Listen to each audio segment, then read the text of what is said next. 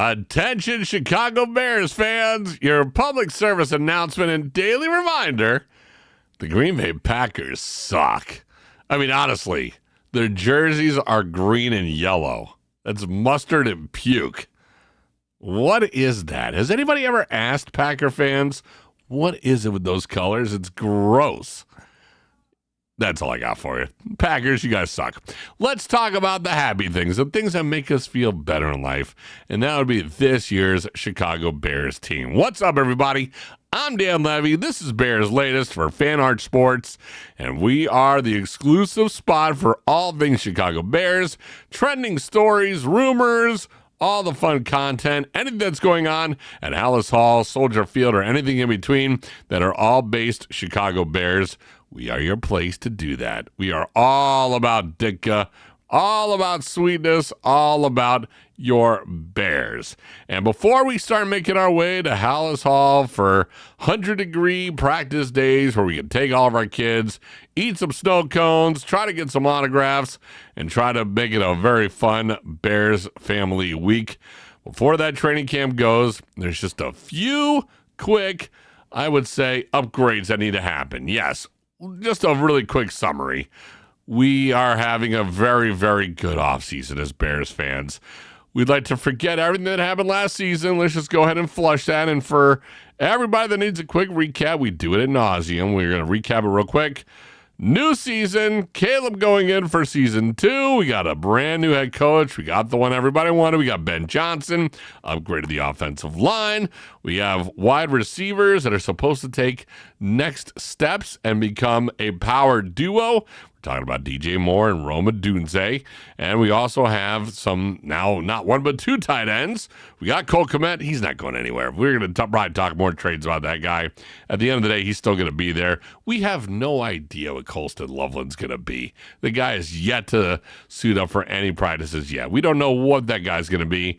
And all indications, Ben Johnson already pointing to that he likes to feature two tight ends, and that's the thing he likes to do in his offense. He did it with the Lions, and prepare to see it again with the Bears. But remember, we're still going to hear lots of rumors, and there's always going to be stories of this is going to be close, that's going to be close. But at the end of the day, you know it, I know it, the dog in the room knows it, your friends, even your wives, your girlfriends who barely pay attention, they know Cole Kmet is staying put in Chicago for now. But if it changes, we will let you know. But with that being said, there are still a couple of spots that need to be upgraded. And yes, the offense has definitely gotten some love. We definitely have an upgraded offensive line. Still love to see some more offensive line guys get signed on here. The Bears are playing with $14.7 million in cap space that they could be signing people. Just, in my book, just get offensive linemen. Whoever's a good offensive lineman, whoever's a big body, stuff them in there. Make sure Caleb is protected, and make sure that is not something that we have to keep hearing all season long. Another thing that we're going to do is talk about the one spot in the offense that could probably use some upgrading. Did not have a great taste in my mouth for DeAndre Swift last season. And Roschon Johnson, both of which not really giving me a really good feeling going into this season. Now, again, there's a brand new coach, a brand new system. They know each other. All this could be changed. All this could be, hey, you know what? It's a new system. It's a new way of playing. I'd like to give everybody a fresh restart. But even if we do, I'd like to have one more guy in there, one more running back option to just rotate. And one that's being thrown out there is going to be Jamal Williams. He would add more depth at the running back position, years of major success in the past, and a good chunk of that success came from Ben Johnson, who Williams played for in Detroit in 2022 when he led the league in rushing touchdowns with 17. And compared to other free agents, he would come at a much cheaper price. They're saying something along the lines of only $6 million. We're still playing around with 14.7. And with him in there, you can actually use him as a kick returner, something that the Bears could use another one in there, just have another add-on with him. After working out for the Bears the last few times he was there, they're saying the chemistry could be just about right. And let's let's be honest. Another player, another veteran who is familiar with Ben Johnson being in that room, I've got no problems with. Let him be in that room. Let him be, let him kind of break everything down with the other guys and anybody else that can have a connection with Ben Johnson and make this transition even smoother for the head coach and make another easier step for Caleb Williams. I'm about it. Let's snag the guy. The other one that we're talking about is the other side of the ball that did not get as much love as the offense. And let's face it, this was the season to bulk up the offense. This was the season to go into a draft and go, how do we improve the offense? We have what is supposed to be a generational talent in Caleb Williams.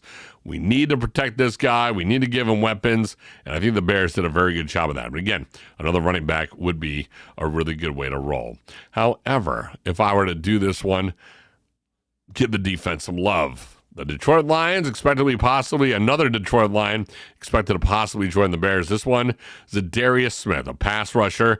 Adding to that side of the room is something that even you, the listeners, the commenters in the past few episodes have said we need edge rushers, we need pass rushing, we need guys who are going to get on the other side of the ball.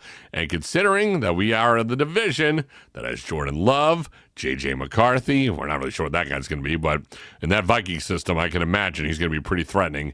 And Jared Goff. Now, we don't even know what Jared Goff's going to be without a Ben Johnson system. We're not really sure what that is, but we do know that he is capable of being very dangerous in this football league and even more dangerous in the NFC North. So with that said, it'd be nice to bulk up that side of the ball going into training camp. Smith, a 3-time Pro Bowler, would provide a much-needed veteran leadership. And again, his connection to Ben Johnson, something to think about. Over the last 3 seasons, he popped for over 24 sacks. Has a history, for this one is my favorite one, staying healthy.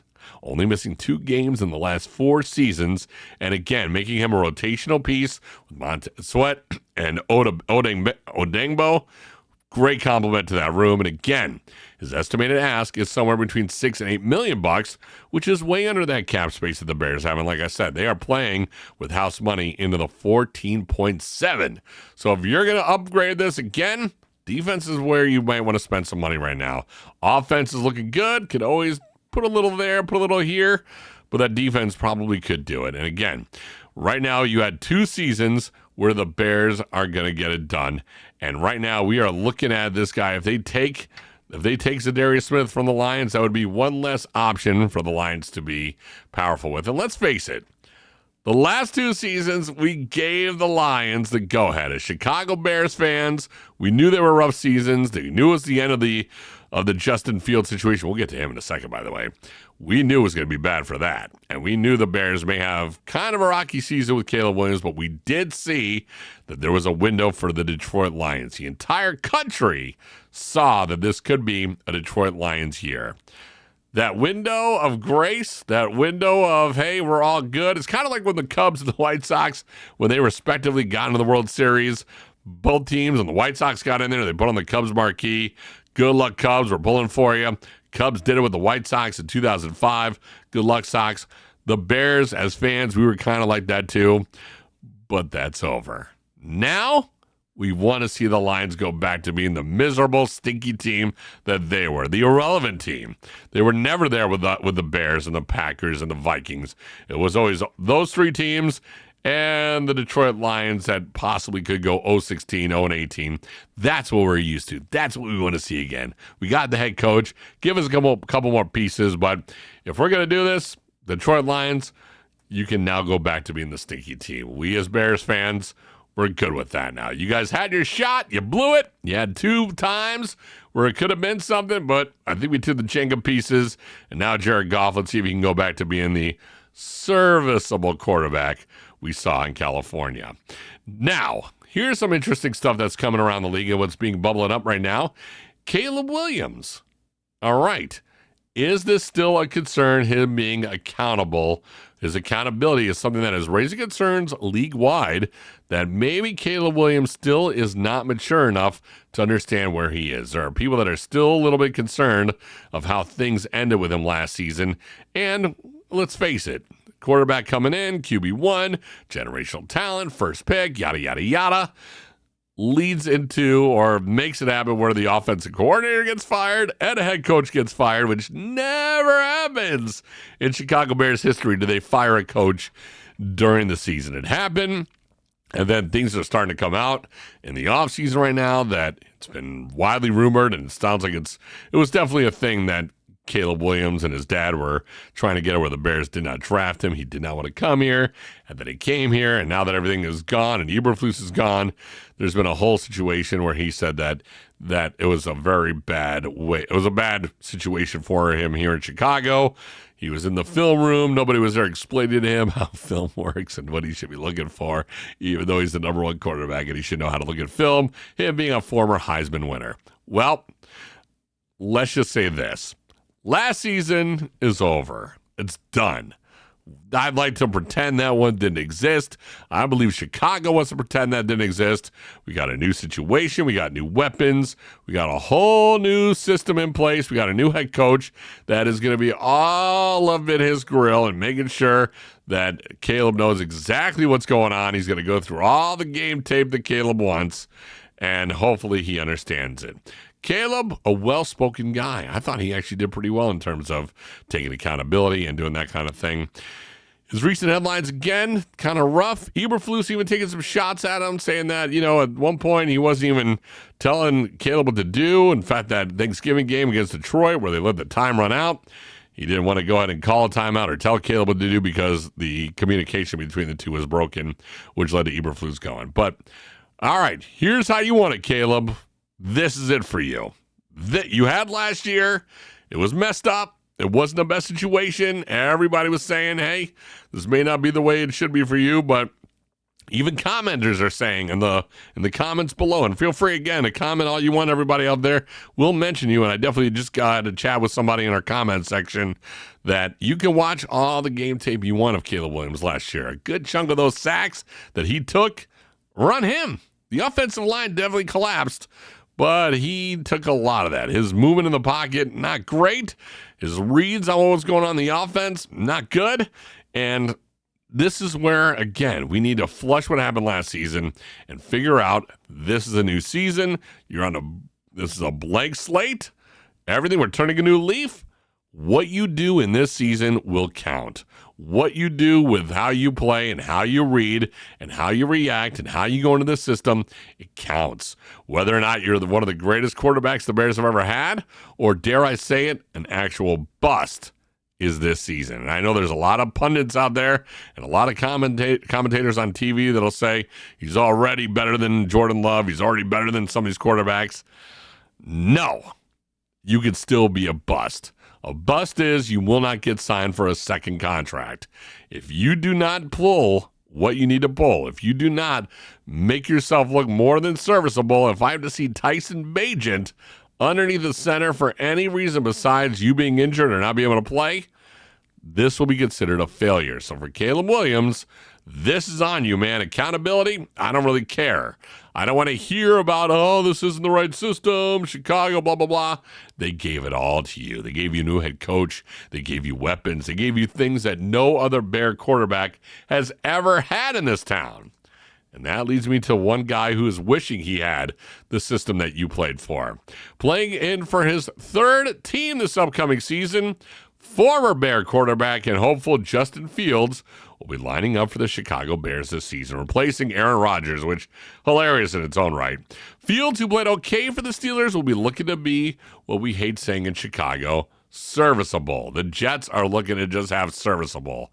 After the circus, which was Aaron Rodgers, after the, hey, I'm going to come in there and do the whole, hard knocks, and I'm going to be the man, and, we're going to do some things, and I'm going to hold team hostages, and you're going to make trades according to what I want. The Jets gave that guy everything they possibly wanted, and now here we are with Justin Fields. Last season, we saw the same issues with Justin he had with the Bears. Completion issues in the fourth quarter, being late on reads, too slow in the pocket. And even though he was picked up for his alleged athletic ability, we've yet to really see that happen. And what makes the situation even more troublesome is that the Jets do not have a great supporting cast around Fields when it comes to pass catchers, something that was also an issue in Pittsburgh. And again, the Bears, we gave you nothing. Garrett Wilson is a star, but Allen Lazard and Josh Reynolds, unimpressive, projected second and third options in the passing attack. And again, Justin, as Bears fans, we can all say this to you with a smile on our face. They broke you. The Bears broke you. So sorry. Your career should not have gone this way. The Bears were not the best team for quarterbacks like yourself. Mitchell Trubisky, the same goes to you. The Bears broke you guys. Yes, you're having some other success with other teams. Success is that may not be the most accurate word I'm looking to do. That you may not have that one, but you definitely still have other lives in the NFL, I should say. But the Bears were never, ever a good place for big-time quarterbacks to come. Mitchell Trubisky, I'm not even sure we can use that with you, but listen, the last couple of years, every time the Bears have played Patrick Mahomes, Deshaun Watson when he was trouble-free, and anybody else who went somewhere else than the Chicago Bears, our quarterback, who later on went on to become monsters in their own right, Patrick Mahomes, we're looking at you, you guys would not have been this way with the Bears. You can't really put this one on the Bears or, oh, you guys should have drafted me. Patrick Mahomes, you should be thanking your lucky stars the Bears skipped you and let you go to Andy Reid and the Kansas City Chiefs. You would have been broken just like Justin Fields. You would have been broken just like Mitchell Trubisky and every other QB that thought they were coming here to make a difference. They gave you no offensive line, barely any protection, barely any weapons to give it to, and questionable offenses and coaches and offensive coordinators. You guys had no success here in the Bears. So the fact that you guys are all having better luck on this side, we give it to you. But Justin Fields, New York Jets, it's going to be a rough one. He's not the quarterback he should have been. Maybe he should have gone somewhere else. Maybe he'd been a different quarterback. Maybe he would have gone somewhere else. But we're sorry, Justin. We're sorry, Mitchell. It's been a rough one. But yes, what the Bears have done for Caleb Williams is something that we all wish they would have done for you, but they didn't. And that's just the way it rolls. So that is going to do it for this episode of Bears Latest. My name is Dan Levy. Feel free to comment, subscribe, like, share with all your friends. We're doing it all Bears. We're doing it all Ditka. We're doing it all Hallis Hall. The Bears. We are talking all about it right here. If you got something you want to say, you want to hear me mention something, you want to hear me talk about a certain position, put it in the comments section, hit the bell, subscribe to this thing, get notified every time this episode goes live. And once again, your public service announcement before I get out of here, the Green Bay Packers suck. See ya.